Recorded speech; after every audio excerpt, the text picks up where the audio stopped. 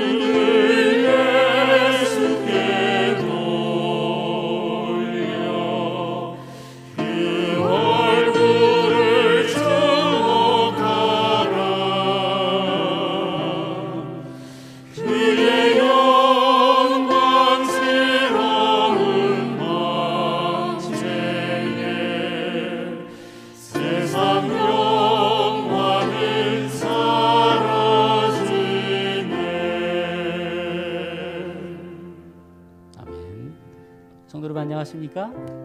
평안한 화요일 저녁입니다. 이 시간 하나님의 존을 찾으신 여러분들 환영합니다. 온라인으로 또 오프라인으로 함께 하신 여러분들 환영합니다. 앞으로 계속 속속 들어오시리라 생각합니다. 말씀 집회가 시작된 지 이틀째 함께 해주신 여러분들, 하나님께서 여러분들에게 복 주시길 원하고요. 또 하나님께서 여러분들에게 베풀어 주신 것들을 넉넉히 받아 누리시는 한 시간 되시길 소망합니다. 이 시간 우리들의 마음을 잠깐 차분하게 정리하면서 예수님께서 이렇게 말씀하십니다. 눈을 예수께 돌려 그 얼굴을 주목하라고 말씀하십니다. 하루 동안 많이 분주하셨잖아요. 잠깐 차분한 마음으로 예수님께서 말씀하시는 그 음성에 귀를 들어보시기 바랍니다. 눈을 예수께 돌려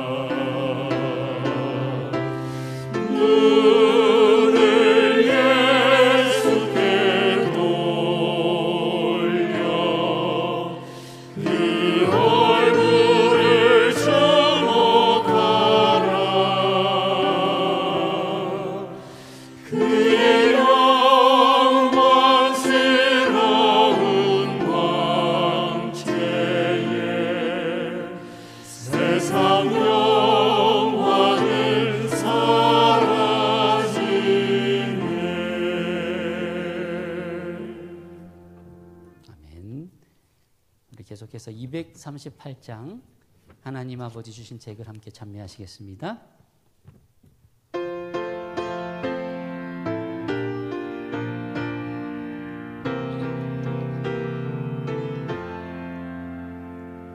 하나님 아버지 주신 책은 진리의 말씀인 성경일세. 거룩한 복음의 말씀 중에 날 사랑하신단 보증있네. 주 예수 나를 사랑하니 즐겁고도 즐겁도다. 주 예수 나를 사랑하니 나는 참 기쁘다. 구속한 은혜를 저버리고 그릇된 세상 길 갈지라도 예수의 사랑만 생각하면 곧 다시 예수께 돌아오리. 주 예수 나를 사랑하니 즐겁고도 즐겁도다. 주 예수 나를 사랑하니 나는 참 기쁘다. 구주의 영광을 바라보며 예수의 사랑을 찬양하리. 영원히 찬양할 노래소리. 예수의 사랑이 귀하도다. 주 예수 나를 사랑하니 즐겁고도 즐겁도다. 주 예수 나를 사랑하니 나는 참 기쁘다. 주 예수 날 사랑하시오니 나 또한 예수를 사랑하네. 날 구속하시러 강림하사 십자가 고난을 받으셨네. 주 예수 나를 사랑하니 즐겁고도 즐겁도다. 주 예수 나를 사랑하니 나는 참 기쁘다. 아멘. 우리 다 같이 일어나셔서 613장 함께 찬미 부르시겠습니다. 613장 찬미 부른 후에 회중을 대표하여 한아름 사모님께서 기도 인도 주시겠습니다.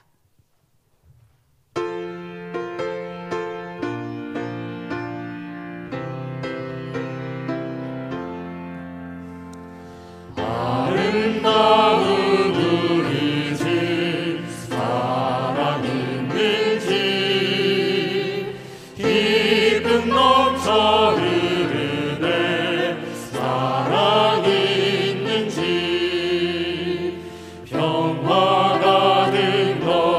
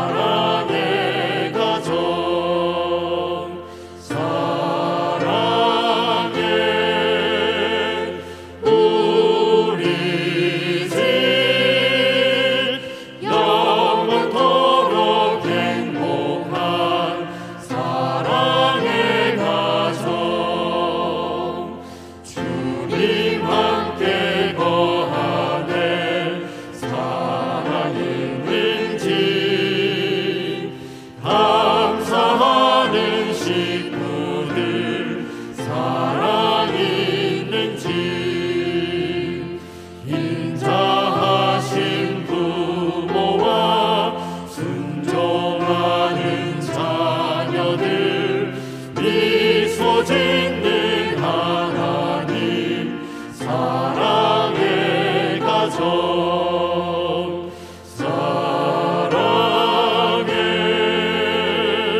우리 집 영원토록 행복한 사랑의 가정. 사랑이 많으신 주님, 또 저희들에게 전도회를 허락해 주셔서 감사합니다.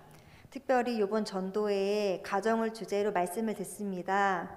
주님, 부부와의 관계, 또 부모와 자녀의 관계, 또 특별히 하나님과의 관계를 통하여 저희가 우연히 얻어지는 행복이 아니라 정말 하늘에 주시는 그 축복 속에서 얻는 행복을 저희가 선택할 수 있도록 도와주세요.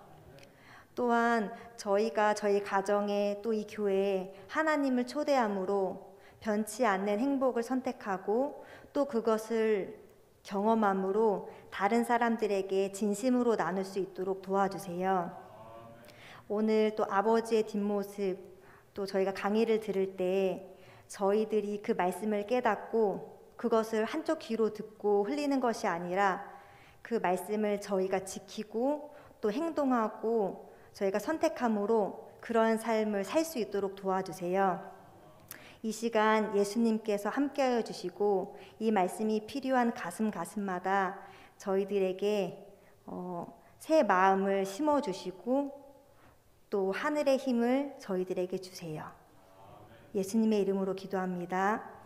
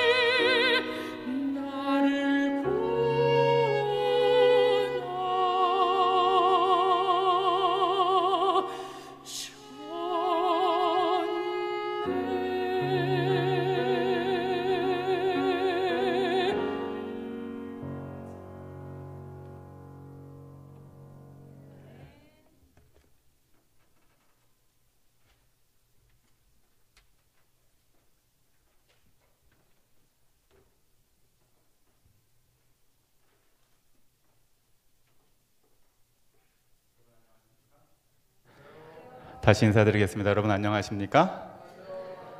정말 할 일도 많으시고 갈 곳도 많으신데 이 귀한 시간을 할애하셔서 이곳에 모이신 우리 성도님들, 또 신앙을 아직 가지고 계시지는 않지만 또 관심이 있으셔서 혹은 개인적인 인생에 필요가 있으셔서 이 자리에 함께 하신 여러분들을 진심으로 환영드립니다. 제가 믿는 우리 주님께서 이 시간 저와 여러분들에게 하늘의 충만한 은혜로 평안과 기쁨을 더하시리라 확신합니다. 오늘은 건강한 가정 만들기 프로젝트 두 번째 시간으로 아버지의 뒷모습이라고 하는 이야기를 여러분과 함께 나누고자 합니다. 누가복음 3장 38절의 말씀을 현대인역으로 제가 읽겠습니다. 에노스의 아버지는 셋, 셋의 아버지는 아담, 아담의 아버지는 하나님이다. 아멘. 오늘 제 강의의 키워드는 아버지 그리고 아버지의 뒷모습, 이면이라는 키워드로 함께 이야기를 나누겠습니다. 이상열 씨가 기록한 아버지 신호등이라고 하는 책에서는요, 이상열 씨라고 하는 사람이 아빠가 되고 나서 깨닫게 되는 자신의 아버지에 대한 오해, 그리고 하나하나 알아가게 되는 아버지를 이해해 나가는 이야기들이 기록되어져 있습니다. 이상열 씨는 이 아버지라는 존재, 그다음에 가장의 무게에 대해서 자신이 경험하면서 재해석해서 몇 가지 정의를 내려놓는데요. 아버지의 위치에 대해서 이야기할 때는 무엇이든 모르면 안 되는 위치, 무엇이든 못하면 안 되는 위치. 그래서 애들은 아빠를 무슨 맨으로 알아요? 슈퍼맨으로 알아요. 가끔 부인들은 슈퍼마켓에 장 보러 심부름 갔다 오는 슈퍼맨으로 생각할 수 있습니다. 그런데 자녀들은 아빠가 슈퍼맨이기를 기대하고 또 그렇게 믿지요. 다 알아야 하고 다 잘해야 되는 위치, 또 가정을 대표하며 가정의 운명을 어깨에 맨 사람, 이 아버지의 위치라는 것이죠. 아마 이 시대를 살아가는 모든 아버지들은 다 공감하시리라 생각을 합니다. 그런데 실제적인 상태는 그 위치에 걸맞지 않은 경우가 굉장히 많습니다. 아버지임에도 불구하고 또 슈퍼맨이라고 하는 그 타이틀에 맞게 자녀들에게 그런 모습을 보여주고자 희망하지만 사실 아빠도 여전히 부족하고 연약하고 또 누군가의 도움이 필요한 존재라는 것이죠. 우리 아버지도 굉장히 강인하신 분이십니다. 이 가족들 앞에서는 단 한 번도 약한 모습을 보이지 않으시는 그러한 분이셨습니다. 지금도 그러시고요. 굉장히 강력한 리더십이 우리 아버지의 특징이라고 할 수 있겠습니다. 그런데 제가 어느 날 한 번은 아버지의 뒷모습을 보게 되었습니다. 지금은 아버지께서 이제 70을 넘기셨는데 환갑 때쯤일 겁니다. 그때부터 제가 느끼기에 우리 아버지가 이제 흰머리가 많아지시는구나. 기력이 예전 같지는 않으시구나. 그 전까지는 저보다 항상 힘세신 분이셨는데 이제는 아버지가 나보다 힘이 좀 약해지시나? 이렇게 느끼기 시작할 즈음이었던 것으로 기억합니다. 아마 아버지 생신 때문에 가족들, 자녀들이 다 모였고 이제 저 아이들, 이제 손주들까지 다 모여서 즐거운 시간을 보내고, 그래도 여전히 아버지의 이 카리스마는 강력하십니다. 특별히 아버지의 표정이 아침 식사상에서 밝냐 어둡냐에 따라서 그날 하루의 가정의 분위기가 밝기도 하고 어둡기도 한 것이죠. 그리고 이제 아버지께서는 워낙 독실한 재림교회 장로이시기 때문에 기본적으로 30분 아침 예배, 가족들이 모처럼 모이면 1시간은 이제 기본으로 이렇게 뭐 찌개가 다 졸아 없어지든 어쩌든 정해진 아침 예배는 드리셔야 하는 그러한 분이십니다. 워낙 강력하시기 때문에 누구도 아버지의 이 어떤 말씀이나 의견에 노라고 대답하지 않습니다. 미국 사는 제 여동생 빼고는요. 근데 가족들이 이제 거실에 모여서 즐거운 시간을 보내고 가족들 앨범을 이렇게 함께 나누면서 재밌는 이야기를 나누는데 아버지께서 조용히 안방으로 들어가셨습니다. 저는 좀 피곤하셔서 쉬시나 보다 생각을 했어요. 아마 제 아버지께서는 이 일을 기억 못 하실 겁니다. 제가 그래서 아버지 혹시 주무시면 이불이라도 덮어드려야 되나 하고서는 방문을 살짝 열었는데 아버지께서 깨 계신 거예요. 그리고 어머니 화장대 서랍을 요만큼 열고 아버지의 뒷모습을 보이신 채 뭐라고 말씀을 하시는데 그때 아버지의 이런 모습도 있구나라는 걸 제가 경험을 했습니다. 할머니 사진을 아버지께서 이렇게 보시면서,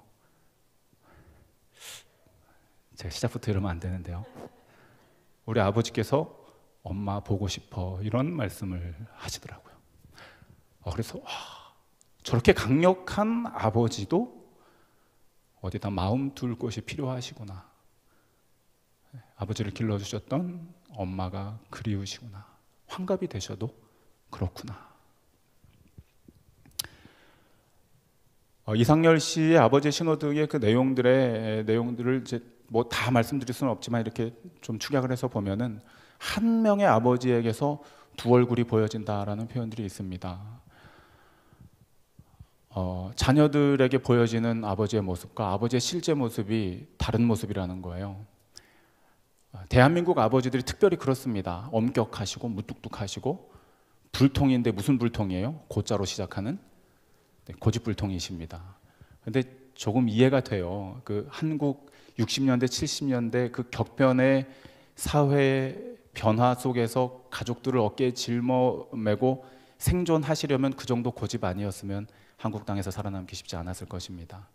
그런데 이제 아버지께서 엄격하시고 무뚝뚝하고 불통, 이것이 아버지에 대한 자녀들의 일반적으로 떠오르는 이 키워드인 이유가 있어요. 생각해 보니까 저도 아빠가 되어 보니까 3명의 자녀를 키워 보니까 느껴지게 되는 겁니다. 왜 엄격하냐? 왜 통제를 하느냐? 두려움 때문에 그런 거예요. 내가 경험해 봤고 잘못돼 봤는데 내 자녀가 똑같은 일을 하려고 하면 엄격해지는 거예요. 왜냐하면 자식이 잘못될까 봐 두려운 겁니다. 그런데 그 두려움이 엄격함으로 표현되는 거예요. 하지 마. 내 눈에 흙이 들어가기 전까지는 넌 이건 절대로 못한다. 무뚝뚝하시죠. 살갑지 않으실 때가 있습니다. 요즘 아빠들은 조금 안 그런 것 같은데 제 아버지 세대들은 아마 다 일반적으로 그러셨던 것 같아요. 근데 이제 무뚝뚝하신 이유는 이제 자녀들이 이런 얘기 하잖아요. 아빠는 분명히 아빠가 잘못하신 것 같은데 자식들에게 미안하다고 말하면 뭐 어때? 그런 표현 안 하시잖아요. 이유가 뭐예요? 진짜로 미안한데 어떻게 말하는지를 잘 모르는 경우가 있습니다. 그래서 무뚝뚝해지는 거죠. 아마 여성분들 혹은 아버지께서 아직 생존해 계신 우리 이 자리에 앉아 계신 분들께서 아버지께서 평소와 다르게 좀 무뚝뚝하시다 그러면 뭔가 미안한 구석이 있으셔서 그런 거로 이해를 하시면 되겠습니다. 그다음에 이제 불통, 이제 대화가 잘 안 되는 거예요. 그 이유는 외로움 때문이라는 것입니다. 누구에게 말할 수 없는 것이 있기 때문에 소통을 거절하시는 경우들이 있다는 거예요. 아빠들이 자녀들에게 잘해주고 싶고 가정에서 좋은 영향력을 끼치고 싶고 언제까지나 슈퍼맨으로 있고 싶어 하지만 왜 자녀들에게는 엄격하고 무뚝뚝하고 불통의 아이콘으로 가정에 자리매김할까요? 그래서 심지어는 철 모르는 꼬맹이 초등학생이 아빠라고 하는 동시를 지으면서 냉장고는 음식을 보관하기 위해서 있고 텔레비전은 우리한테 재밌는 걸 보여주기 위해서 있는데 우리 집에 아빠는 왜 있는지 모르겠다, 이런 얘기를 하게 되는 것일까요? 아빠도 아빠를 처음 해보고 어떻게 할지 몰라서 그렇습니다. 여기 제가 한 동영상을 소개하려고 합니다. 설교 시간에는 제가 사용하지 않는 비디오 클립이지만 강의라고 생각하고 좀 준비를 했습니다. 한때 대한민국을 울리고 웃겼던 응답하라 1988의 첫 화에 소개된 아버지의 속마음을 고백하는 그 내용이고요. 모든 아버지들과 자녀들의 마음에 공감을 갖게 했던 장면입니다. 그런데 요즘 저작권 때문에 방송이 나가다가 끊길 수도 있다고 하니까 제가 기도드리는 마음으로 한번 잘 플레이해 보도록 하겠습니다. 네, 이 아빠가 딸한테 뭔가 잘못한 게 있어요. 미안하다. 그래서 첫 얘기가 미안하다라고 이야기합니다. 잘 몰라서 그래. 아빠가 잘 몰라서 그랬다고 이야기하죠. 첫째 딸은 오치게 가르치고 첫째 딸 어떻게 가르치고, 둘째는 오치게 키우고 어떻게 키우고, 막둥이는 막둥이는 오치게 사람 먹여야 될 줄 몰라서. 어떻게 해야 될지 몰라서 아빠가 그런 거야. 아빠도 태어날 때부터 아빠도 태어날 때부터 아빠가 아니잖니. 아빠가 처음이기. 아빠가 처음이니까. 공감이 되십니까? 사실 아버지도 어떻게 해야 될지 잘 모를 때가 많습니다. 왜냐하면 안 해봤기 때문에 그래요. 처음 해봤기 때문에 그럽니다. 저도 막상 자녀를 키워보니까 큰아이가 이제 대학교 1학년인데요. 큰 녀석 따르고 둘째는 딸내미입니다. 고등학교 2학년이고요. 둘째는 달라도 많이 다릅니다. 그리고 막내는 아들 녀석인데 형이랑 생긴 건 비슷하게 생겼는데 또 전혀 달라요. 그래서 세 명의 마음에 드는 아빠가 되려면은 정말 슈퍼맨이 아니고선 할 수 없습니다. 그런데 그 한 녀석, 이 큰아이를 대상으로 이야기하자면 큰 녀석도 마찬가지입니다. 이 녀석이 초등학교 때 바라는 아버지 상이 다르고요. 중학생 때 다르고 고등학생 때 다르고 대학교 1학년이 되어서 다릅니다. 19살 큰아들의 아빠는 저도 제 인생에서 처음 해보는 거예요. 내년도에 제 아들이 20살이 되면 20살짜리 큰아들의 아빠를 저도 처음 시작하게 되는 겁니다. 저도 사실 어떻게 해야 될지 잘 모르는 거죠. 세상의 모든 아빠들이 다 그러실 겁니다. 인생이 연로하신 아버지들이라 할지라도 지금 이 순간 내 자녀들에게, 그 나이에 내 자녀들에게 아빠는 오늘이 내게는 처음인 아빠의 경험인 거예요. 사실은 그렇습니다. 그래서 사랑하고 아끼는 마음에 혹 잘못될까 봐 두려움, 그리고 또 그만큼 더 잘해주지 못한 데 대한 미안함, 그런데 그걸 누구한테 말할 수 있는 존재가 없으니까, 누구와 의논할 존재가 없는 그러한 외로움으로 사실 아빠들은 하루하루를 살아가고 있는 것이죠. 어제 이야기했던 야곱, 이스라엘이라고 불렸던 야곱의 이야기를 좀 나누려고 합니다. 이 두려움과 외로움과 미안함을 갖고 있는 아버지의 모습이 또 이 그림에 포함되어져 있습니다. 이날은 이제 야곱이 예수님과 씨름했던 날로 성경에는 기록되거든요. 근데 그날 제가 소개해드린 아빠들이 느끼는 그 감정 그대로를 경험한 야곱의 이야기가 기록됩니다. 야곱은 매우 두려웠습니다. 왜냐하면 수십 년 전에 속여먹었던 형이 큰 군대를 일으켜서 자기와 자기의 모든 가족들을 없애겠다고 전진해 오고 있는 상황이에요. 자녀들도 두렵고 부인들도 두려웠겠지만 제일 두려웠던 사람은 야곱이에요. 가장이니까. 그리고 이 일이 누구 때문에 일어난 거니까? 나 때문에 일어난 거니까 미안함도 동시에 있는 겁니다. 그리고 이걸 누구한테 얘기를 해야 되겠어요? 자녀는 엄마하고 얘기해요. 부인은 여보 어떻게 하면 좋아요? 남편에게 묻습니다. 그 남편은 누구한테 가서 얘기할 대상이 없어요. 외로운 겁니다. 그래서 결국은 가족들 다 강 건너 보내놓고 혼자 남아가지고 고독을 씹으면서 이 문제를 어떻게 해야 될까 고민하는 장면이 바로 이 야곱이 야복강에서 혼자 밤에 씨름하는 그 날에 일어났던 일입니다. 그런데 야곱이 선택했던 그 상황에서의 선택이 가족들에게는 조금 이해되지 않는 상황들이에요. 왜냐하면은 그렇게 가족들에게 미안하고 두려움이 있으면 더 앞으로 전진해서 걱정하지 마 아빠가 있으니까 요 정도 해줘야 되는데 야곱이 하는 짓이 이름 그대로 사기꾼처럼 가족들에게도 조금 사기를 칩니다. 그래서 행렬을 나누는데요. 다 모여봐. 그랬더니 드디어 아빠가 솔루션을 가지고 왔구나. 어떻게 하면 됩니까? 첫 번째는 형님이 기뻐하시고 좋아하실 만한 선물을 앞에 보내자. 거기까지는 이해하고 좋습니다. 그 다음에 이제 아빠가 앞장서겠지? 남편이 앞장서겠지? 하는데 저기 셋째 넷째 부인 애들 데리고 가시오. 첫째 둘째 부인이 안도의 한숨을 쉬면서 우리는 아니구나 하면서도 다음에 우릴 것 같은데 아니나 다를까 다음에는 첫째 둘째 부인 행렬 맞춰서 자식들이랑 먼저 가시오. 당신은 어떻게 해요? 아빠는요? 일단 나는 생각할 것이 있으니까 일단 강 건너가 있어. 나는 강 안 건너고 여기 있을게.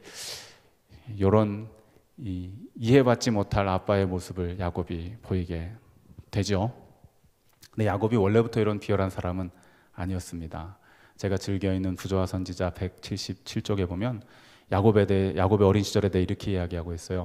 그는 사려 깊고 부지런하고 집안일을 돌보며 꾸준한 참을성과 검략과 선견지명을 가진 사람이었다. 이 정도면 괜찮지 않습니까? 세상의 모든 아빠들이 소년 시절에 다 이런 풋풋하고 선량한 모습으로 살아 오셨으리라 생각을 합니다. 야곱이 그런 사람이었어요. 그런데 이렇게 사려 깊고 집안일을 잘 돌보고 부지런하고 꾸준한 참을성과 검략과 앞에 어떤 일이 일어날지에 대한 선견지명을 가졌던 사람이 오늘 이 막다른 골목에 서 있는 이 야복강의 어려움에서 왜 그는 가족들을 대상으로 이렇게 비열한 행동을 보이게 되었을까요?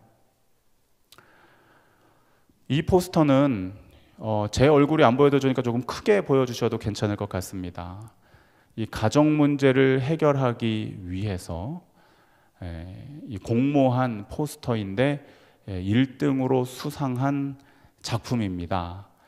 네, 원가정의 문제가 원인이라는 내용을 담은 수상작인데요. 여러분 아마 원가정이라고 많이 들어보셨을 겁니다. 원가정이란 지금 있는 가정이 아니라 지금 있는 가정의 구성원인 부모들이 온 그 가정, 할머니, 할아버지가 아빠였을 때에 엄마, 아빠가 자녀로 있을 때에 있었던 그 가정, 가정이 만들어지기 전에 있었던 그 가정을 원가정이라고 부르거든요. 이 포스터가 그 의미를 잘 담고 있어요. 가정 문제에 대한 포스터인데요. 자녀에게 지금 조금 문제가 있어요. 장난감에게 폭력성을 보이는 겁니다. 장난감을 자꾸 찢고 망가뜨리고 해요. 근데 그 원인이 무엇이냐 하면은 이 자녀는 아빠에게 가정폭력을 어떠한 형태로든 당하고 있는 것입니다. 그럼 아빠가 잘못한 거잖아요. 그런데 아빠가 잘못했다라고만 말할 수도 없어요. 왜냐하면 아빠도 자신의 원 가정에서 어린 시절을 그렇게 보냈기 때문입니다. 그 내용을 포스터로 이렇게 그려내서 가장 제대로 표현했다라고 해서 1등한 수상작이 이 포스터라는 거예요.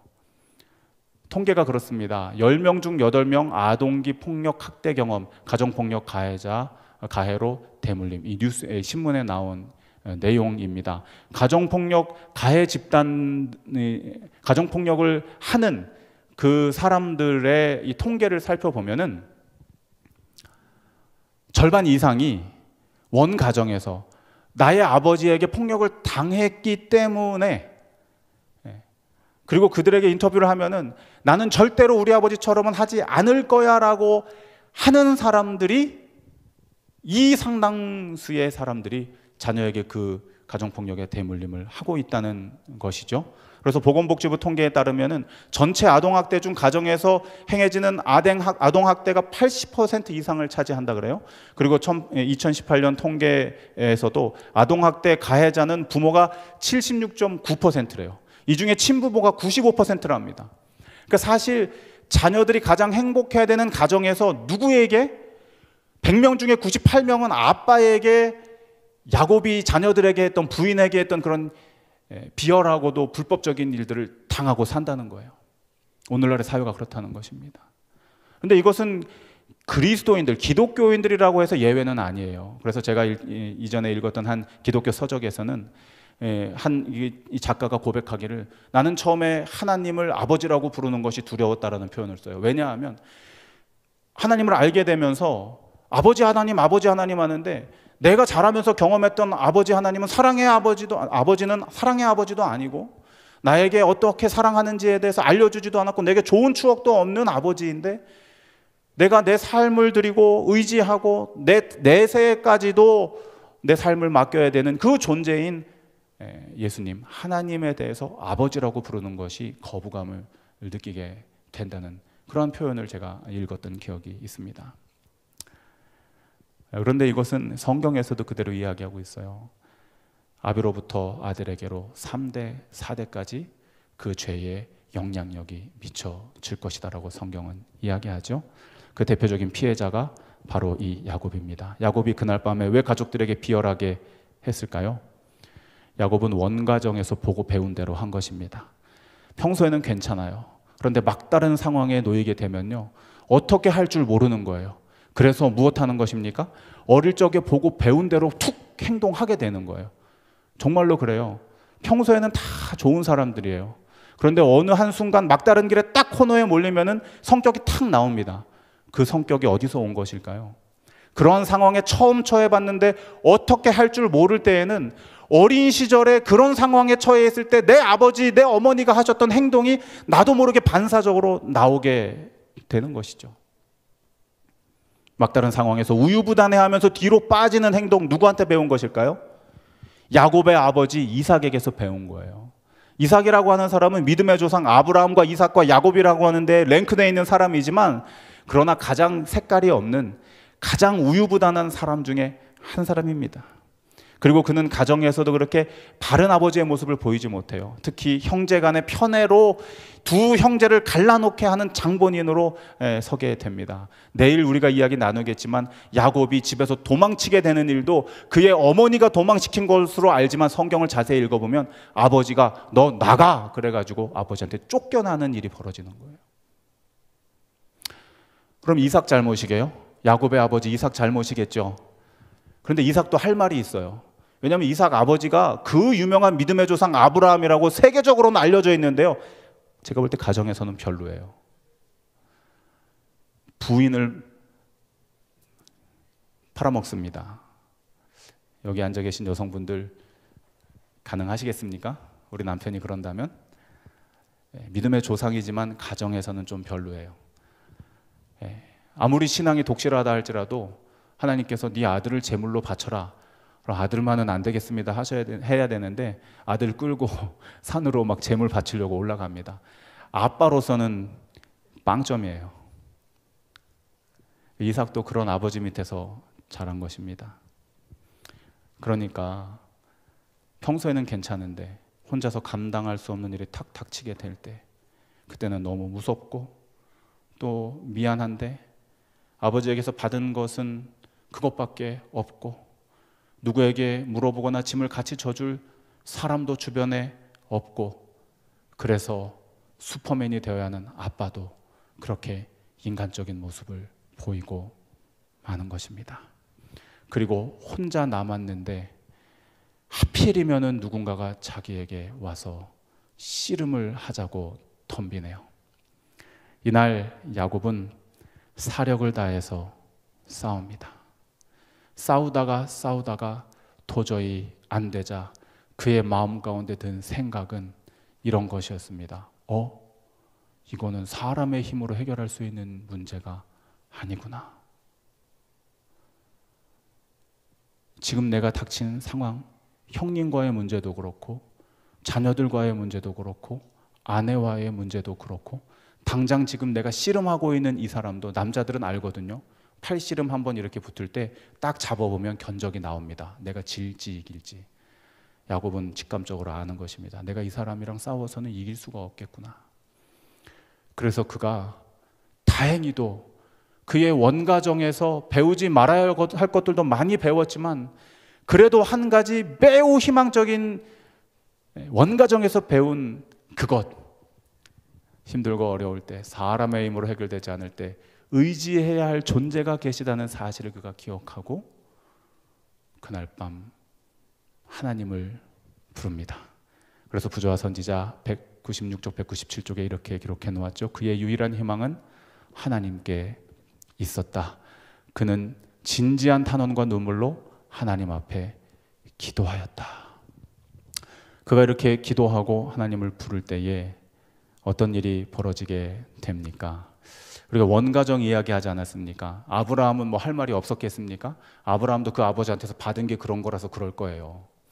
그런데 너무나 신기하게도 아브라함 시대에는 기록되지 않았지만 한참 후에 모든 인류의 문제를 해결하실 예수 그리스도께서 이 땅에 오셨을 때에 그 아버지들이 왜 그렇게 사셨는지, 그리고 그 문제를 어떻게 해결할 것인지에 대해서 매우 지루하기 짝이 없는 족보에다가 그 내용을 담아 놓았는데, 그 내용이 제가 오늘 여러분과 시작점에서 읽은 본문의 성경 앞절에 있는 말씀입니다.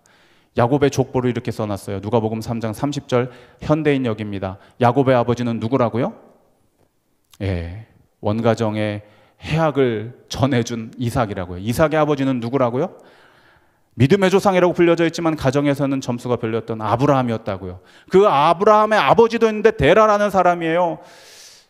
이 사람 자세히 기록되어져 있지 않지만 어떤지 모르겠습니다. 그리고 나서 20대를 더 올라가면 오늘 본문의 말씀으로 읽은 누가복음 3장 38절이 나오는데요. 에노스라고 하는 사람까지 갑니다.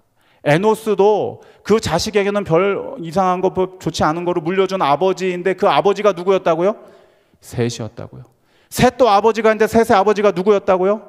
아담이었다고요. 모든 그리스도인들과 기독교를 믿지 않는 사람들도 최초의 인류 하면은 아담으로 알고 최초의 아버지 하면 아담으로 알아요. 그런데 성경을 직접 기록하도록 하신 하나님께서는 아담도 그 원망할 아버지가 있다라고 기록하시면서 무엇이라고 기록합니까? 아담의 아버지는 하나님이다. 그러니 그 원망거리들, 가족들에게 아버지로서 보이지 말아야 했던 안타까운 문제들 네 아버지에게 다 탓하고 원가정의 문제라고 이루고 미루고 미뤄서 어디까지 올려라? 너를 창조한 나에게까지 올려라. 그리고 그 모든 죄 문제를 어떻게 하겠다? 내가 해결해 주겠다. 야곱이 그날 그걸 깨닫습니다. 그래서 각시대대전투 616조 그의 유일한 희망은 오직 하나님의 은혜에 매달리는 것이었다. 야곱이 그걸 깨닫고 나서 이분이 나를 구원해 주기 위해 오신 예수님이시구나, 나를 창조하신 하나님이시구나 깨닫고 나서는 삿바 잡았던, 넘기려고 잡았던 삿바를 이제 놓치지 않기 위해서 끌어안는데요. 이 대쟁투, 각시대 대쟁투의 기록에 보면은 이 헤드락하듯이 그의 목을 감싸 안고 달라붙었다 이렇게 표현이 되어져 있습니다. 아주 그냥 절대로 못 넣습니다. 제 유일한 희망입니다. 그동안 제가 너무 두렵고 외롭고 누구한테 말할 사람도 없고 아버지가 되고 나서 저는 너무 힘들었는데 마침 잘 오셨습니다. 이 문제를 해결해 주십시오. 제게 축복하지 않으면 제가 결코 당신을 놓지 않겠습니다. 이렇게 달라붙는, 하나님께 달라붙는 야곱을 향해서 하나님께서는 나중에 야곱과 그의 자손들에게 이렇게 약속하십니다. 함께 읽어보실까요? 야곱아, 시작. 야곱아, 너를 창조하신 여호와께서 이제 말씀하시느니라. 이스라엘아, 너를 조성하신 자가 이제 말씀하시느니라. 너는 두려워 말라. 내가 너를 구속하였고 내가 너를 지명하여 불렀나니 너는 내 새끼다. 다음 절입니다. 너가 어디 갈지라도 물 가운데 지날지라도 내가 거기 함께 해주겠다. 강을 건널 때 물이 너를 침몰치 못할 것이며 너가 불 가운데로 행할 때에 타지도 아니할 것이요 불꽃이 너를 사르지도 못하게 하겠다. 내가 너를 창조한 아버지이니 내가 책임지겠다. 외로운 아버지인 야곱에게 의지할 곳이 있는 아버지가 되어주신 우리 예수님, 하나님의 모습이 성경에 기록되어져 있는 것입니다. 오늘 말씀의 키워드는 아버지 그리고 뒷모습이었습니다. 저희 아버지 이야기를 잠깐 드리겠습니다. 제게 주어진 시간이 2분 남았습니다. 제가 어릴 적에 자라면서 아버지의 뒷모습은요, 눈을 뜨면 아버지는 항상 책상에 앉아서 성경을 읽고 계셨습니다. 그리고 교회에서도 항상 저보다 앞자리에 앉으셨고요, 이 자리뿐만 아니라 교회에서 어떤 일들이 있으면 항상 앞장서서 모든 일들을 하셨습니다. 그래서 제게 보인 아버지의 뒷모습은 항상 하나님만 바라보고 있는 모습이었습니다. 저는 아버지가 신앙이 굉장히 독실하시고 강직한 믿음을 가지셔서 그랬다고 믿고 자라왔습니다. 제가 아버지가 되고 나니까요, 아버지가 왜 그렇게 하나님께 집착하고 그렇게 교회 일에 충성되고 다른 것은 다 놓치더라도 주님만은 놓치지 않기 위해 모든 것을 희생하면서 최선을 다해 주님을 향해 달려나갔는지를 이제는 이해할 수 있을 것 같아요. 아버지에게도 의지할 누군가가 필요한 것입니다. 두려움을 해소할 누군가가 있어야 하는 것입니다. 외로움을 달래줄 누군가가 필요한 것이죠. 처음 해보는 알지 못하는 길을 가는데 누군가가 안내자가 필요했던 것입니다. 그래서 우리 아버지는 그 일을 포기하지 않으셨고 끝까지 주님께 충성하시는 그 모습, 그 뒷모습을 저와 제 동생에게 보이셔서 저도 제 삶에 여러 우여곡절이 있었지만 결국은 주님을 떠나지 않고 저도 이제는 아버지가 되어서 자녀들에게 제 뒷모습은 내가 믿고 섬기는 나의 아버지 하나님을 바라보는 모습, 그 모습으로 살아가게 되었습니다. 오늘날을 살아가는 이 시대의 아버지 여러분, 외롭고 두렵고 미안한 마음들이 때로 있을 때에 누구에게 이야기해야 될지 모르고 어떻게 해결해야 될지 모를 때 야곱의 손을 잡아주신 하늘 아버지를 바라보게 되시기를 바랍니다. 예수님을 믿든 안 믿든 특별히 믿지 않으시는 분들이라면 더더욱 이 기회를 통해서 하나님을 부르고 여러분들 어깨에 놓여있는 그 무거운 아버지라고 하는 짐을 여러분의 창조주이신 하늘아버지께 내려놓는 경험을 하게 되시기를 바랍니다. 그래서 성경에 약속하신 대로 나를 사랑하는 자는 천대까지 은혜를 베풀겠다는 그 귀한 복을 여러분과 여러분들의 자녀 손손 대대로 누리게 되시기를 바라면서 오늘 제 강의를 줄이겠습니다.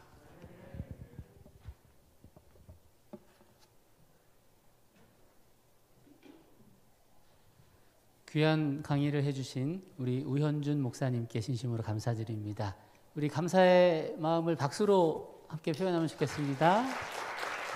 감사합니다. 두 번째 강의를 듣도록 하겠습니다. 혹시 여러분들 지금 좀 피곤하신가요? 예, 피곤하신 거는 말씀을 잘 안 들으셨다는 거니까. 예, 잠깐 또 이렇게 어깨 좀 풀고 목 좀 풀겠습니다. 두 번째 강의는요, 우리 이은숙 강사님이신데 우리 박춘신 목사님의 사모님이십니다. 따님이 계신데 변호사시랍니다. 그리고 국내 최연소 토익 만점, 중3 때 토익 만점을 이 따님이 맞았다고 하고요. 그리고 2004년에 그 SAT 미국 그 우리나라 수능 같은 그 시험에 99.9% 득점, 거의 만점을 맞으신 것 같습니다. 그리고 하버드대를 합격했다고 합니다. 와 하신가요? 이 세상에 변호사 많습니다. 예, 토익 잘하는 사람 많습니다. 그리고 하버드생들도 많습니다. 많은 사람들이 정말 365일 24시간 하루도 놓치지 않고 1시간도 놓치지 않고 코피 터져가면서 열심히 노력했을 때 그런 결과들이 일어난 것을 보고 대단하다고 생각합니다. 그런데 만약에 우리가 일주일에 하루는 공부를 멈추고 과연 이런 일들을 이룰 수 있을까? 예. 오늘은 우리 이은숙 강사님을 통해서 과연 이현숙 강사님을 통해서 과연 어떻게 하면 신앙이라는 것과 학업이라는 것을 같이 잡을 수 있을지 힌트를 좀 얻어보는 시간을 갖도록 하겠습니다. 우리 이현숙 강사님 박수로 모시도록 하겠습니다.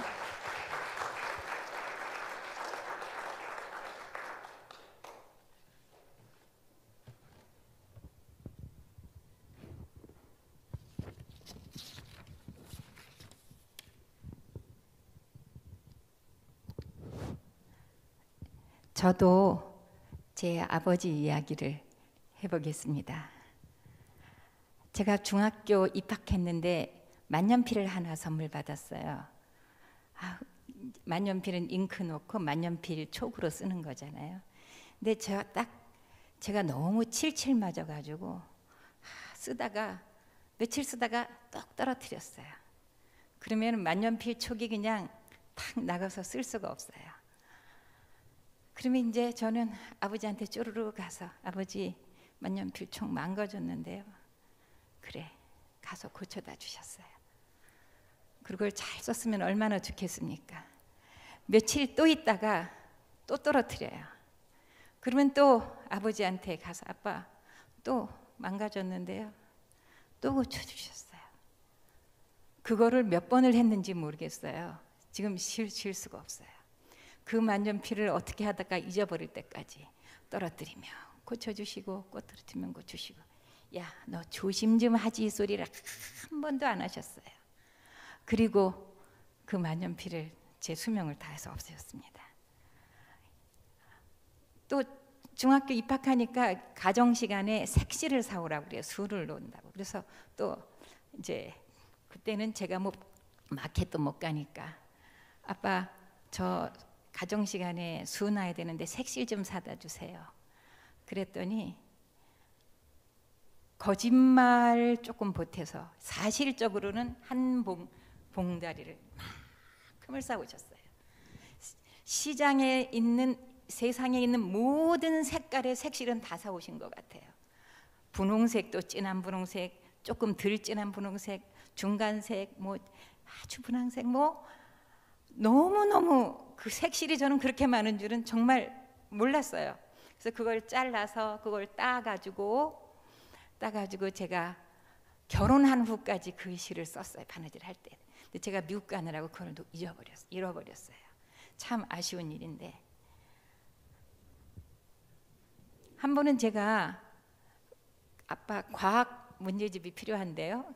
그랬더니 이 제목대로 우리 아버지가 또 서점에 가셔서 세상에 우리 아버지가 찾을 수 있는 모든 참고서는 다 과학 참고서를 한 박스를 사오신 거예요. 그걸 제가 어떻게 공부하라고, 제가 천재도 아니고.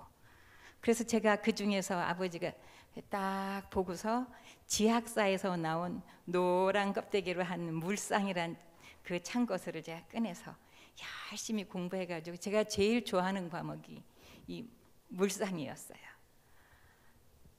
제가 시험을 아주 못 친 적이 있어요. 저 어떻게 해요? 쥐구멍이라도 들어갈 정도로 했는데 우리 아버지가 그걸 아시고 또 장에 가셔서 과자를 한 자루 사오셨어요. 그래서 그날 파티를 해주신 기억이 나요. 제가 앤드루스 이제 우리 남편이 유학을 자비로 갔어요. 자비로 갔는데 진짜 시작부터 이렇게 하면 안 되는데 아이들 둘이 있었고 돈이 별로 없잖아요. 돈을 정말 아이들 둘 데리고 남편 공부하고 살 길이 막막해요. 그래서 교회 가서 기도를 했어요. 하나님 아버지. 그런데 갑자기 제 머리에 파노라마처럼 우리 아버지가 저한테 평생 해주셨던 그 일들이 싹 스쳐가는 거예요. 저희 아버지의 지갑은 넉넉 두꺼운 적이 별로 없어요. 제가 알기로는. 그런데 저희를 향해서는 아빠, 저도 아버지 지갑이 얇은지 아니까 조심스러워요. 돈 달라고 그러기가. 그래서 이제 뭘 사야지 학교에서 뭐라고 얘기하면 참았다가 아빠 5,000원이 필요한데요 라고 얘기하면 그러냐. 그리고 10,000원을 주시던 아버지가 생각이 나는 거예요. 지갑이 그렇게 얇은 아버지가 그렇게 나한테 세상에 가장 좋은 것으로 채워주셨는데 내 하늘아버지, 하늘아버지, 세상의 모든 마음의 근심이 싹 일시에 사라지는 것을 제가 경험했습니다.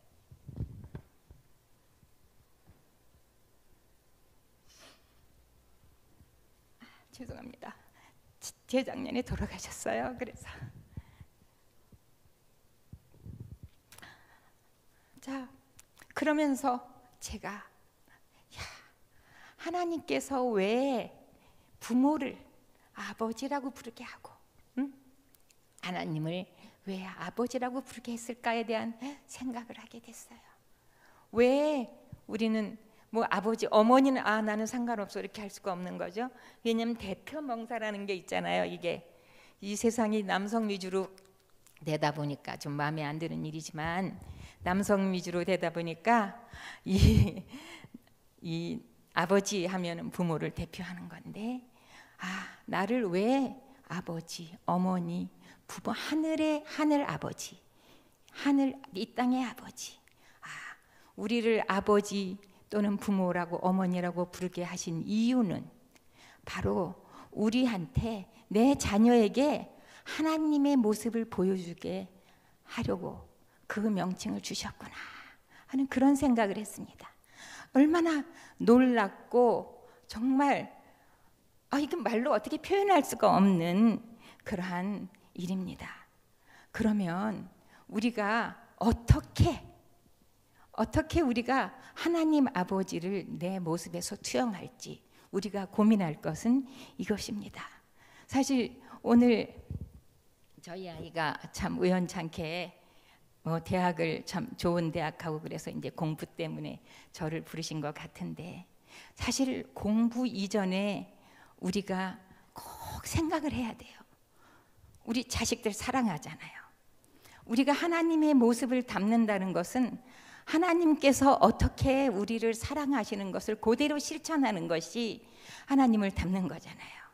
그러면은 하나님의 사랑을 우리가 제일 잘 알 수 있는 하나님 사랑의 결정체가 바로 십자가인데 우리가 자식을 가르칠 때 그 십자가의 정신을 가지고 가르치면 하나님의 모습을 그대로 투영하는 것이라고 저는 생각합니다. 그 십자가는 어떤 거예요? 십자가는 하나님이 우리를 사랑하신 거야. 근데 예언의 신에 분명히 나오죠. 십자가는 사랑과 공의가 입맞추는 것. 그래서 우리가 우리의 자녀를 가르칠 때 십자가의 정신, 사랑과 공의가 입맞추게 가르치는 것. 이것이 가장 중요해요. 그런데 사랑과 공의가 우리는 동떨어진 것이라고 생각할 수 있는데 절대 그런 게 아니에요.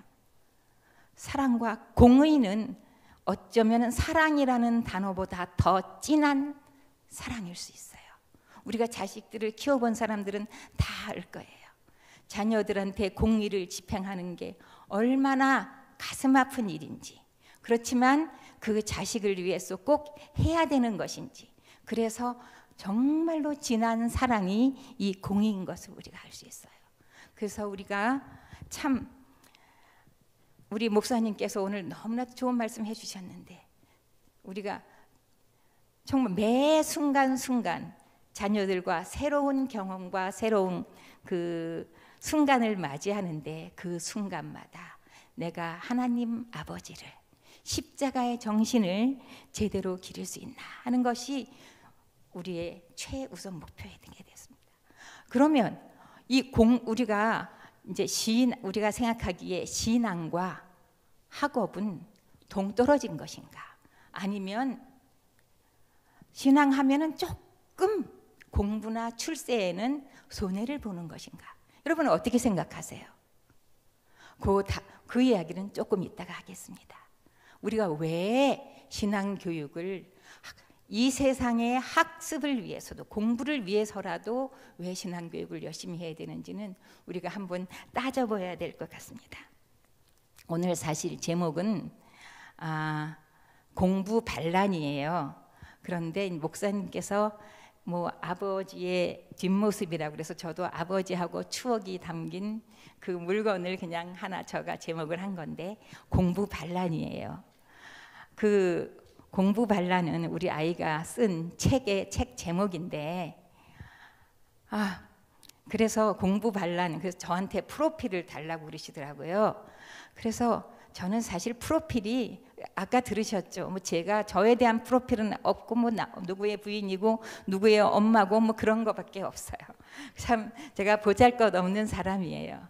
근데 제가 그래서 이 프로필에다가 우리 전 목사님한테 공부 반란 주모자라고 그렇게 썼어요. 그리고 사진을 그래서 제가 약간 주모자처럼 보이게 좀 그런 사진을 제가 보내드렸는데 우리 굉장히 순화시켜서 멘토라고 그렇게 해주셨어요. 근데 저는 이 공부 반란입니다. 여러분 우리 아마 뭐 대답은 제가 시간을 빨리빨리 해야 될 것 같습니다. 아주 어리석은 질문 하나 할게요. 10원을 투자해서 100원을 벌고 싶으세요? 90원을 투자해서 100원을 벌고 싶으세요? 대답은 여러분 어떠세요? 그렇죠? 그렇죠? 말도 안 되는 질문이잖아요. 다 무시하는 것도 아니고. 그런데 우리가 아이들을 가르칠 때 우리는 어쩌면 반대로 생각하고 있어요. 그렇죠? 아이들한테 무조건 내고 뭐 하라고 그래요? 공부하라고 그래요. 심지어는 공부가 안 돼도 책상에 앉아서 있는 연습이라도 해라라는 말을 저는 이렇게 그런 소리를 많이 하시는 것 같아요. 여기 계신 분들은 어떤지 모르겠지만 그런데 저는 그것은 성경의 원리가 절대 아니라고 생각합니다. 성경에서 공부에 대한 이야기가 나온 곳이 한 군데 있어요. 뭐냐면 바로 다니엘서입니다. 다니엘서에 보면은 다니엘과 그 친구 세 명 그 네 사람이 시험을 쳐서 몇 배나 뛰어나게 됐다고 말했죠? 몇 배입니까? 10배입니다. 성경에서 뻥을 칠 리는 없잖아요. 그건 사실이에요. 그렇다면 우리가 아까 우리 사회자 우리 목사님께서 말씀하시기를 제7일 중에서 하루를 쉬고 그 다음에 공부해가지고 어떻게 하냐가 아니라 공부 발리는 그런 차원이 아닙니다. 그런 차원이 아니라 저희 아이는 다니엘의 경험을 했어요. 그런데 오해하지 마세요. 우리 아이가 다른 사람보다 10배가 뛰어난 게 아니라 다른 사람하고 같은데 10분의 1밖에 공부를 안 했어요. 그래가지고 다른 사람보다 10분의 1밖에 공부를 안 해서 다른 사람만큼 됐으니까 결과적으로는 무슨 경험을 한 거예요? 다니엘의 경험을 한 거예요. 성경의 원리는 이렇게 기가 막힌 거예요. 그런데 그게 어려운 게 아니에요. 그렇다면 하버드까지 나왔다고 하니까 IQ가 높겠군요. 혹시 공부 반란이라는 책을 읽으신 분이나 혹시 아시면 저희 딸의 IQ를 아시는 분도 혹시 계실 거예요. 퍼펙트한 아주 완벽한 점수입니다. IQ가 몇일까요? 100점이에요. 100입니다.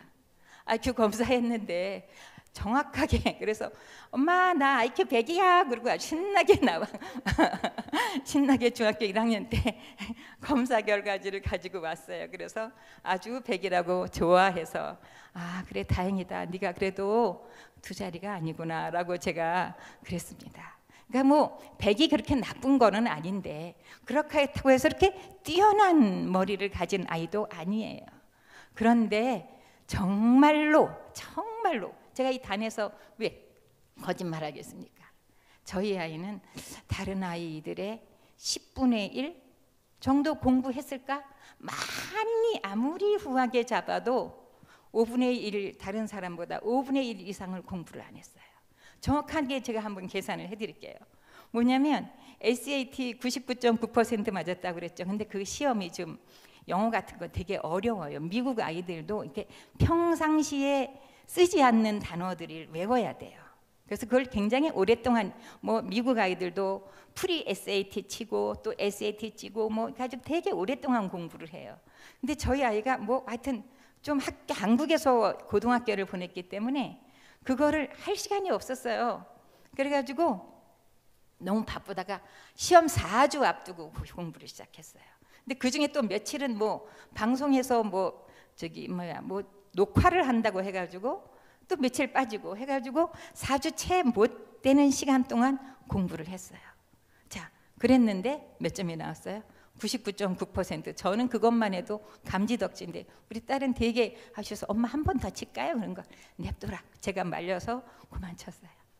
자, 분명히 이것은 다니엘의 기적을 우리가 아이가 뭐예요? 경험한 거예요. 그러면은 그 다니엘의 기적은 다니엘과 박주연한테만 오는 것이 아니라 이 세상 모든 아이들도 다 할 수 있는 거예요. 그러니까 근데 공부만이 문제가 아니에요. 우리가 이제 이 공부에 그러니까 우리 아이는 공부 쪽을 택했지만 또 다른 모든 면에서 기술이면 기술, 뭐 다른 모든 면에서 하나님께서 각각 재능을 주셨잖아요. 자기 재능을 가지고 하나님께 그거 하면은 우리가 이 다니엘의 경험을 모두 다 할 수 있는 거예요. 자, 그러면은 그냥 다니엘의 경험을 하려면 그저 밥 먹고 금식하고 기도하면 되느냐? 그건 아니죠. 그거는 아니죠. 그런 기적은 없어요. 그러면은 공부를 어떻게 해야 돼요? 열심히 해야 됩니까? 열심히 하지 말아야 됩니까? 무지하게 열심히 해야 돼요. 그런데 조금만 하라는 것은 이게 앞뒤가 맞지가 않잖아요. 도대체 이게 무슨 말입니까? 그래서 이게 바로 공부 반란이라고 하는 겁니다. 자, 그러면 그래서 이 공부를 잘하려면 여기 다 공부에 아마 거의 달인들이실 거예요. 그런데 제가 이 앞에서 공부 얘기를 하는데 이 공부를 잘하려면 여러 가지 방법들이 있고 해야 될 것이 많이 있는데 오늘 저는 그 중에서 딱 신앙과 흥미와 집중력에 대해서만 말씀을 드리겠어요. 어떻게 해요? 자, 그러면은 공부하고 신앙은 도대체 무슨 상관이냐?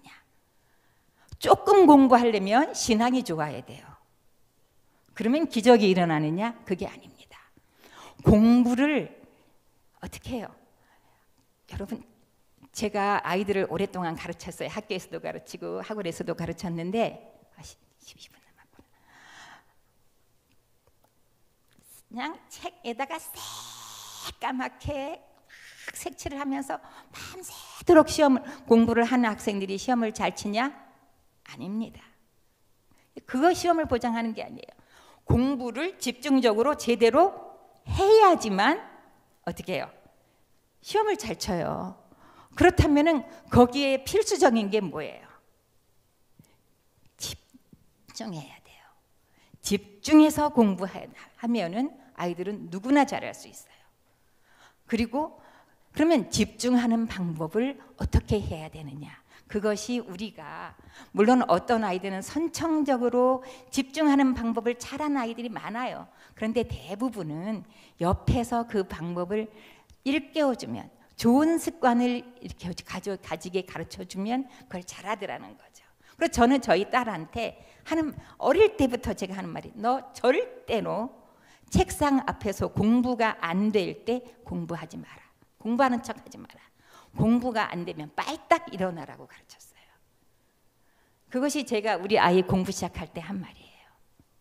그래서 저희 아이는 책상에 앉아서 공부하는 척 안 하는 거 알아요.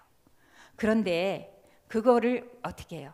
책상 앞에서 공부하는 척 안 하는 아이로 만들려면 뭐가 필요합니까? 진실한 마음이 필요한데 그게 바로 뭐예요? 신앙인은 뭐뭐 하는 척 하지 않고 거짓말하지 않아요. 그래서 우리가 영원한 생명을 위해서도 우리가 예수님을 정말 잘 가르쳐야 되는데 이 땅에서 공부하는데도 그게 도움이 정말 되더란 말이에요. 그러면 예수님을 우리가 어떻게 가르쳐야 됩니까? 예수님 우리가 참 어떻게 해요? 예수님을 야, 너 교회 가면 이렇게 해야 되고 이렇게 해야 되고 우리가 참 신앙 교육을 한다고 하면 훈계로 일삼는 게 여태까지 우리의 방법이었는데 절대로 그렇게 하면 안 됩니다. 참 신앙인은 예수님을 사랑하는 아이여야지 참 신앙인이지 예수님께서 말씀하신 것을 그대로 준수하는 사람이 아니라 예수님을 사랑해서 예수님 말씀을 따르는 아이로 만들기 위해서 우리가 유아 때부터 말을 신경을 써야 돼요. 그래서 우리가 어릴 때부터 정말 말 하나에 신경을 써요. 그래서 어떻게 해요? 사과 하나를 먹어도 야, 하나님께서 우리 주연이 사랑해서 이렇게 맛있는 사과를 만드셨네. 맛있게 한번 먹어보자. 얌얌. 모든 것을 하나님께 영광 돌리고 하나님께 감사하는 그러한 교육을 어릴 때부터. 그러면은 이 사람은 정말 이 세뇌라는 건 너무나도 무서워요. 일례로 이 세뇌는 저는 참 이 교육을 일종의 세뇌라고 그러는데 저희 아이한테 뭐냐면 절대로 야 이거 너 어려워서 어디 하겠니? 라는 소리 한 번도 해본 적이 없어요. 어릴 때부터 깐난쟁이 때부터 말귀를 알아듣든지 못 알아듣든지 야 이거 어려워서 정말 재밌겠다. 그러면 어떻게 해요? 얘 머릿속에는 뭐가 들어가요? 야 어려운 건 정말 재밌는 거구나. 이렇게 해서 항상 제가 그 다음에 보면은 어려운 것에 서슴없이 도전하는 모습을 볼 수가 있었어요. 그래서 우리가 갓난 아이 때부터 우리가 인종차별의 말이라든가 그 다음에 뭐 성차별이라든가 그 다음에 그런 말들은 입 밖에 절대로 내서는 안 돼요. 그게 다 우리 아이들 머릿속에 쏙쏙 들어가니까. 그러니까 우리 하나님의 다양한 사랑도 끊임없이 야 그렇게 하면 너 하늘나라 갈 수 있어? 이거 절대 아닙니다. 야 우리 정말 예수님이 좋아하시는 이런 거는 이런 일인데 우리 예수님하고 같이 살려면 우리 이런 거 하자. 예수님하고 우리 하늘나라 같이 가서 살아야 되지 않겠니? 정말 예수님을 그리워하고 꿈속에서라도 보고 싶은 아이로 만드는데 우리가 집중을 해야지만 신앙교육이 돼요. 그런 아이면 예수님이 항상 자기 옆에 있다는 것을 아는 아이면 우리가 공부하는 거 감시하지 않아도 돼요. 미국에 보내도 괜찮아요. 어디에 놔두든지 그 아이는 믿을 수가 있어요. 공부한다 그러면 공부하는 거고 공부하기 싫다 그러면 공부하기 싫은 거예요. 그래서 신앙교육이 중요한 거예요. 저에게 지금 남겨진 시간이 지금 한 7분 남아서 빨리빨리 하여튼 케이스를 제가 좀 하기가 어려운데 조금만 하여튼 빨리빨리 줄이겠습니다. 정시에는 끝내겠습니다. 제가 저희 아이한테 저는 사실 오늘 저희 아이와 그다음에 제가 학교에서 지냈던 이렇게 지진 아들 어떻게 올라갔는지 그다음에 머리는 좋은데 정말 더럽게 공부 안 하는 애가 어떻게 공부를 했는지 그런 케이스를 좀 말씀드리려고 그랬는데 아마 시간 될 때까지만 말씀드리겠습니다. 저희 아이한테 제가 첫 번째 한 것이 공부를 잘하게 하려면 재미를 붙여주자. 그러면 공부는 그러니까 뭐 공부는 어떻게 제가 옛날에 생각하기로는 책을 많이 읽으면 공부를 잘하겠구나 싶어서 책을 어떻게 재밌게 해주지? 그래서 저는 사실 정말 게으른 엄마예요. 7년 동안만 우리 애를 위해서 애썼습니다. 교육을 했어요. 그리고 7년 후부터는 손 놓고 랄랄라 하고 지냈어요. 공부하든지 말든지. 그 7년 동안의 비법은 너무나도 간단한 비법이에요. 책 좋아하게 만들자. 7년 동안 책을 읽어줬어요. 우리 애가 좀 느려가지고 딴 애들 친구들은 다 한글을 아는데 우리 애가 한글을 몰라요. 7살 될 때까지.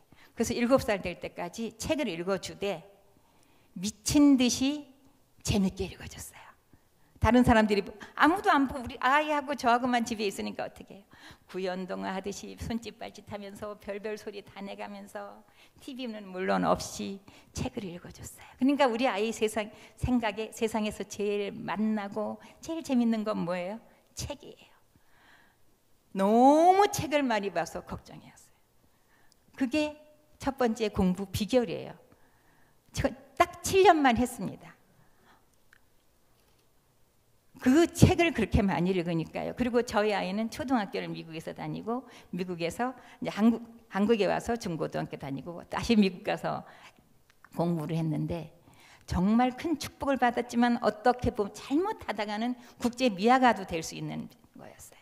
그런데 제가 미국에 있을 때는 한국 책을 많이 주고 한국에 있을 때는 미국 책을 많이 주고 영어 책을 많이 주고 이렇게 반대로 했어요. 그랬더니 미국에서 한국에 딱 와가지고 첫 번째 국어 시험을 치는데 걱정했어요. 김기곤 목사님 사모님이 주연이 잘해? 중간은 할 거예요. 사모님 무슨 소리야? 꼴등할 거야. 각오해. 그래서 알겠어요. 그리고 집에 가서 주연아, 너 꼴등해도 절대 걱정하지 마. 그랬는데 첫 번째 시험을 쳤는데 글쎄 국어를 하나 틀린 거예요.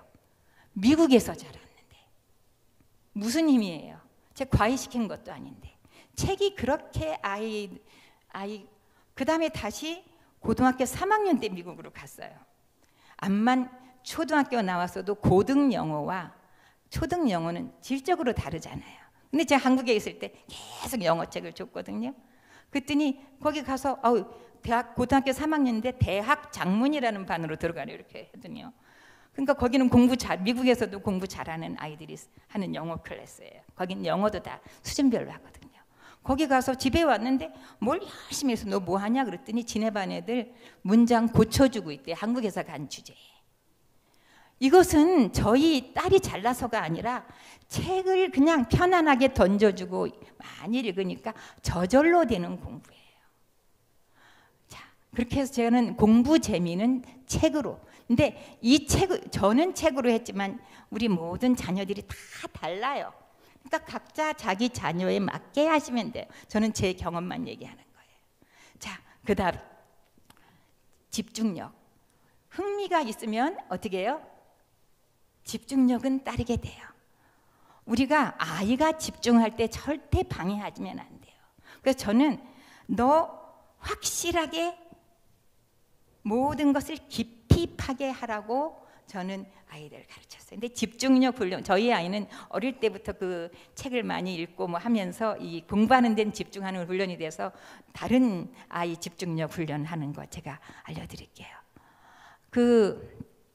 제가 교사로 발령받을 때 저희 아버지께서 말씀하셨어요. 100점 맞는 아이로 만들어라. 모든 학생들을 다.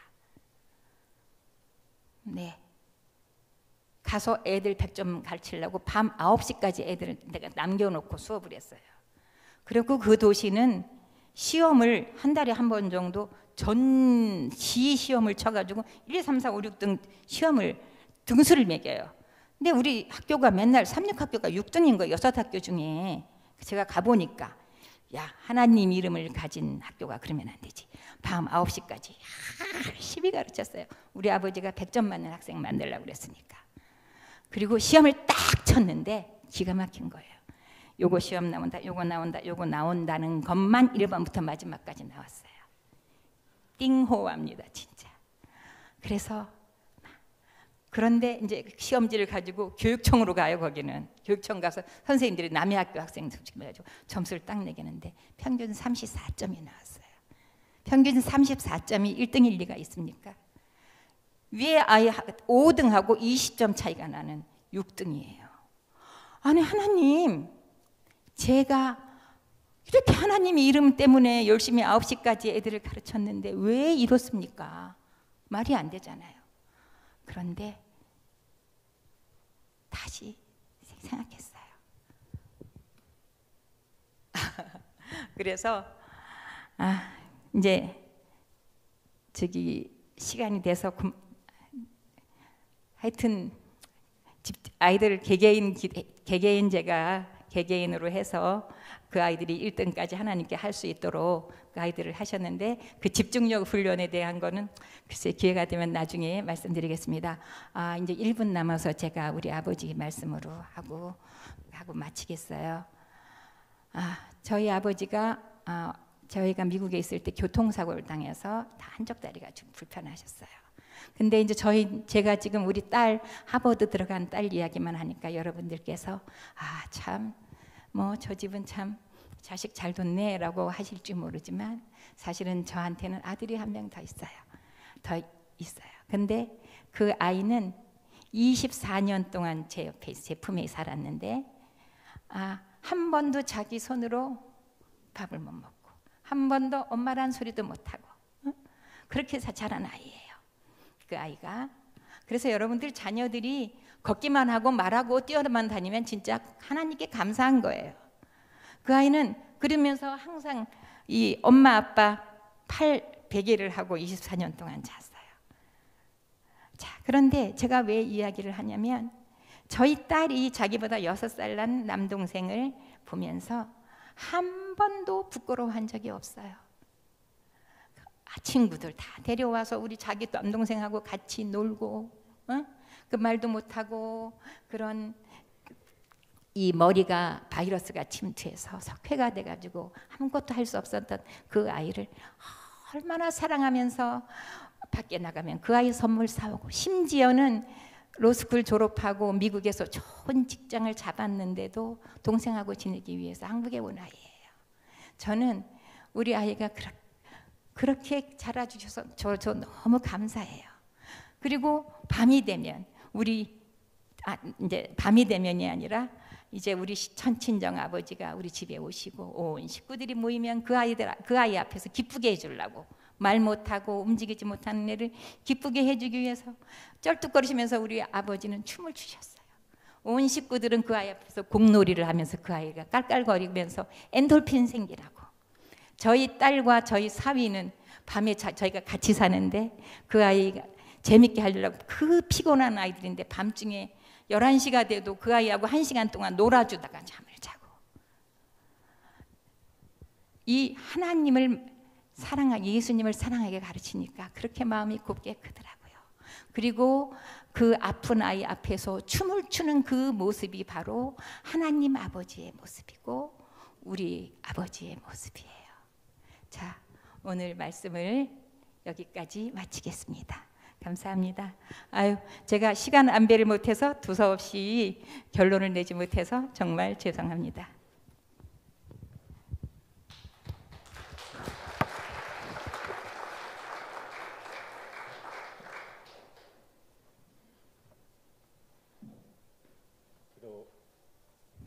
기도드리시겠습니다.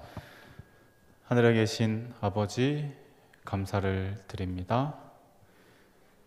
두렵고 미안하고 외로운 감정을 누구에게 이야기할 수 없는 상황 가운데 있다 할지라도 오늘 말씀을 통해 우리의 아버지가 되어주시겠다 말씀해 주시고 모든 문제를 아버지께 맡기도록 인도하여 주심에 감사를 드립니다.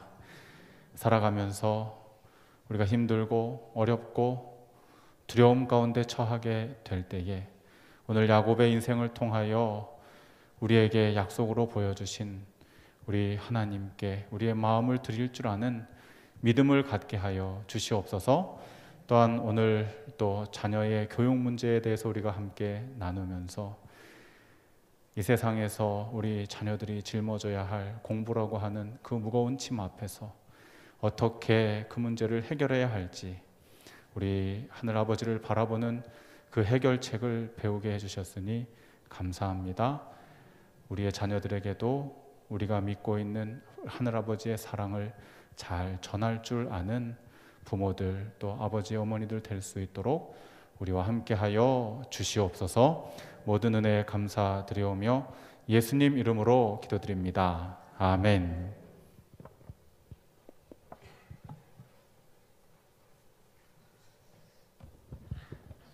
귀한 강의 준비해 주신 우리 두 분의 강사님께 다시 한번 박수로 감사의 마음을 표현해 주시면 감사하겠습니다.